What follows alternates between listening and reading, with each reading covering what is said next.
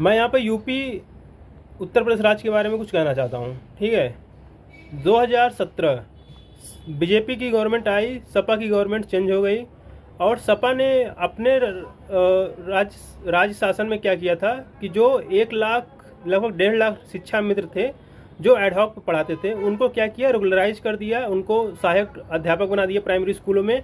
और जो पहले से परमानेंट टीचर हैं उनकी तरह उनको सैलरी सब कुछ, डीए एचआरए सब कुछ मिलने लगा।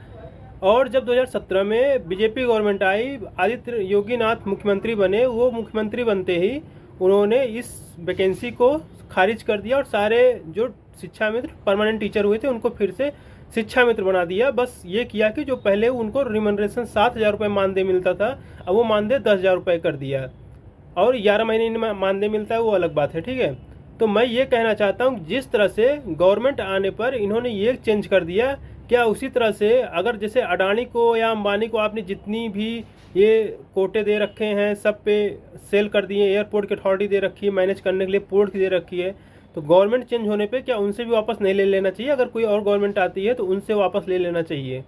सही तो यही रहेगा। मतलब कोई इंसान की सैलरी जो 7,000 रुपये थी वो अचानक से 30,000 35,000 रुपये हो गई, तो वो उस पर डिपेंड हो जाता है, उस हिसाब से अपने खर्चे करने लगता है। गवर्नमेंट ने एक झटके में नहीं सोचा और जिस चीज़ को ख़त्म कर दिया था एक झटके में, उसकी वजह से कम से कम सैकड़ों शिक्षा मित्रों की जान गई और उन 1.5 लाख शिक्षा मित्रों से जुड़े कम से कम 4 से 5 लाख लोग थे जो प्रभावित हुए। इससे लोगों की कंडीशन यहाँ पहुँच गई थी और फिर से वो नीचे आ गई।